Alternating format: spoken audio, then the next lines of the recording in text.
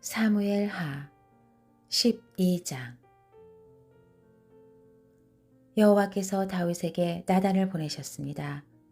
그가 다윗에게 가서 말했습니다. 한 성에 두 사람이 살고 있었는데 한 사람은 부자였고 다른 사람은 가난했습니다. 부자에게는 양과 소가 아주 많았지만 가난한 사람은 자기가 사다가 키운 작은 암양 새끼 한 마리밖에 없었습니다. 그 양은 그의 자식들과 함께 자라며 그가 먹는 것을 같이 먹었고 그 잔에서 같이 마셨으며 그 품에서 잤습니다. 그 양은 그에게 마치 딸과 같았습니다. 하루는 부자에게 손님이 왔습니다. 하지만 그는 자기에게 온 손님을 대접할 때 자기의 소나 양을 잡지 않고 가난한 사람의 그 새끼 양을 잡아 자기에게 온 손님을 대접했습니다. 그 말을 듣고 다윗은 불같이 화를 내며 나단에게 말했습니다. 여호와께서 살아계심을 두고 맹세하는데 이런 일을 한 그 사람은 죽어야 마땅할 것이다. 인정머리도 없이 그런 천하의 나쁜 짓을 했으니 그 새끼 양을 4배로 갚아주어야 한다. 그러자 나단이 다윗에게 말했습니다. 왕이 바로 그 사람입니다. 이스라엘의 하나님 여호와께서 말씀하십니다.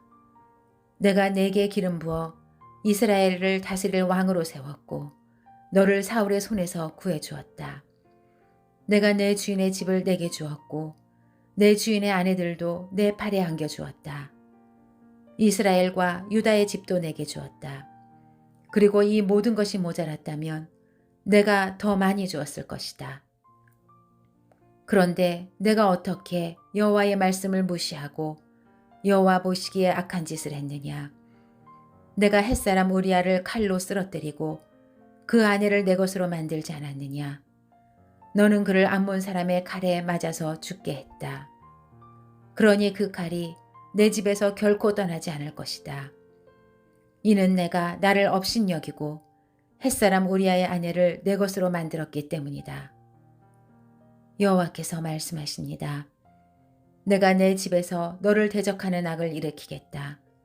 내가 바로 내 눈앞에서 내 아내들을 데려다가 내 이웃에게 줄 것이니 그가 밝은 대낮에 내 아내들을 욕보일 것이다. 너는 아무도 모르게 그 짓을 했지만 나는 대낮에 온 이스라엘이 보는 앞에서 그렇게 할 것이다. 그러자 다윗이 나단에게 말했습니다. 내가 여호와께 죄를 지었습니다. 나단이 대답했습니다.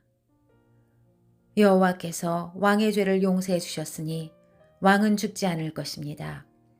하지만 이 일로 인해 왕이 여호와의 원수들에게 모독할 거리를 주었으니 왕이 낳은 아이가 죽을 것입니다. 나단이 집으로 간 뒤 여호와께서 우리아의 아내가 다윗에게 낳아준 아이를 치시자 그 아이가 병이 들었습니다. 다윗은 아이를 위해 하나님께 간절히 기도했습니다.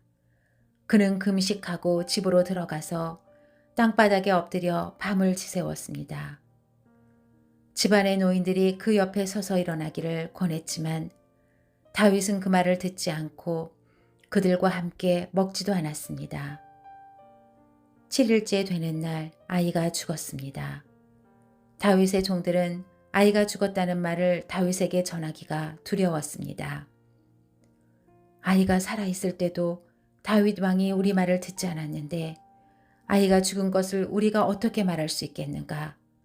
그 소식을 들으면 왕께서 얼마나 상심하시겠느냐 하고 생각했기 때문입니다.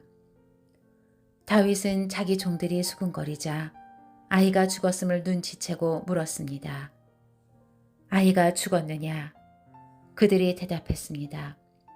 그렇습니다. 죽었습니다. 그러자 다윗은 일어나 몸을 씻고 기름을 바르고 옷을 갈아입은 후 여호와의 집으로 들어가 경배를 드렸습니다. 그리고 자기 집으로 돌아와 음식을 가져오라고 해서는 먹기 시작했습니다. 그의 종들이 다윗에게 물었습니다. 이게 어찌 된 일이십니까? 아이가 살아있을 때는 금식하고 우시더니 지금 아이가 죽었는데 일어나 잡수시다니요. 다윗이 대답했습니다. 아이가 아직 살아있을 때 내가 금식하고 온 것은 혹시 여호와께서 내게 은혜를 베푸셔서 아이를 살려주실지도 모른다는 생각 때문이었다. 하지만 이제 그 아이가 죽었으니 왜 금식하겠느냐? 내가 그 아이를 되돌릴 수 있겠느냐? 나는 그 아이에게로 갈 테지만 그 아이는 내게 돌아오지 못한다. 그러고 나서 다윗은 자기 아내 밧세바를 위로하고 들어가서 그와 동침했습니다. 그리하여 밧세바는 아들을 낳았고 다윗은 아이의 이름을 솔로몬이라고 지었습니다.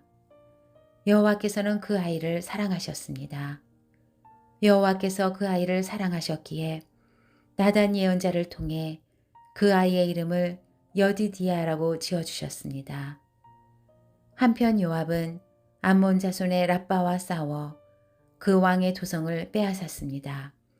그러고 나서 요압은 다윗에게 심부름꾼을 보내 말했습니다.